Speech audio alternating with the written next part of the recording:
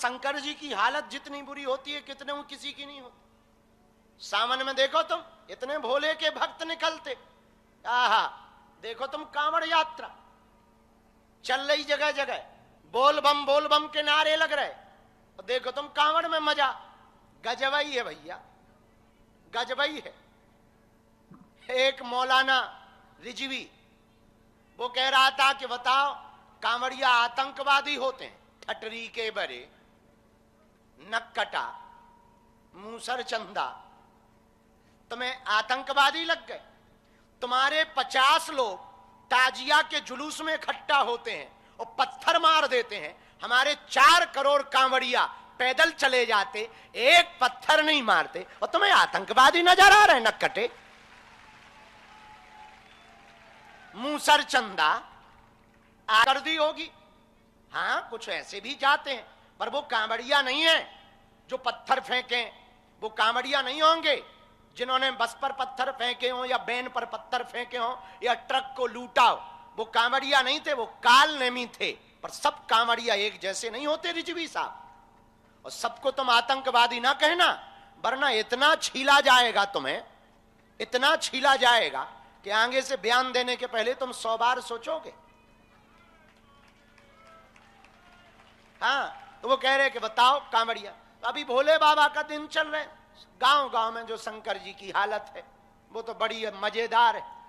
कोई धतूरा चढ़ा रहा, कोई बेल पत्तों की पूरी डाली चढ़ा आया, कोई दूबा का खेत ही चढ़ा आया।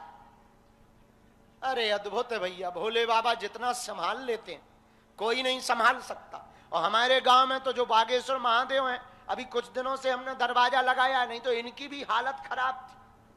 हमारे गांव की माताएं शक्कर के दाने जब तक ऊपर चढ़ा ना दे तब तक उन्हें संतुष्टि नहीं होती थी कि पूजा हो गई। और शक्कर के दाने चढ़े पूरे दिन जो चीटा लिप्ट बनते थे, आहा, चीटियां, अरे पूछो मत। एक बड़ी चीटी जाती थी खानदान की अम्मा, अब वो शक्कर का दाना खा के नीचे उतर के बताती थी कोने मंदिर में जाके, चलोरी बाई हरो भंडारा शुरू हो गया। चलोरी जीजी चलो, दीदी चलो, जीजी चलो, भंडारा शुरू हो गया। तो बाकी बात करती थी कहां, बागेश्वर महादेव। फिर पूरे रिश्तेदारों की लेन, मौसी, मौसा, मामा, पूरा खानदान, छोटी छोटी चीटियां, वो छोटी छोटी बच्चियां, वो भी जा रही, और शंकर जी बने लिफ्ट। कुछ उतर रही तो जो जाने वाली वो पूछ रही, जीजी आ गई? हाँ हम आ गई, वो तो हमारे बच्चों के स्कूल का टाइम हो गया था, तो हम तो ले आए हैं भंडारा, चाव अभी बचा है। तो तब तक पानी डल गया, ए भाई भगो भगो, प्रलय आ गया, प्रलय आ गया, प्रलय। तब तक बड़े कहते प्रलय नहीं आया, बादल फट गया है।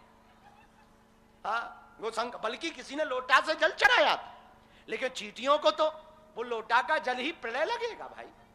चीटियों की सोच से सोचा जाए तो उन्हें तो यही लगेगा कि अपने जैसे बादल फट जाते हैं केदारनाथ, वैसे ही हुआ।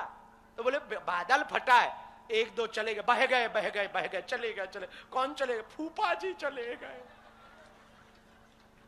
बह जाते भाई, कुछ बह जाते पानी में, और चीटियां बेचारी बह जाती, बह ही जाते। तो जब उनमें आपस में बात होती होगी, क्या हुआ? अच्छा भंडारा चल रहा था, भगवान को भी नहीं देखा गया, बादल फट गए। और बादल फटे, फूफा जी बह गए। बेचारों की ऐसी बात होती होगी, पर हमें इस बात पे हंसी आ रही कि बताओ तो भोले बाबा की जो हालत है, पर जैसी भी है, ना भक्ति करने से तो बेहतर है, भक्ति कर रहे हैं भैया। तो भगवान की बड़ी कृपा है कि आप लोग बड़ी दया करके इतने धैर्य के साथ बैठे हो, बड़ी कृपा है। इतना हम कह सकते, आपकी अर्जी लग चुकी है।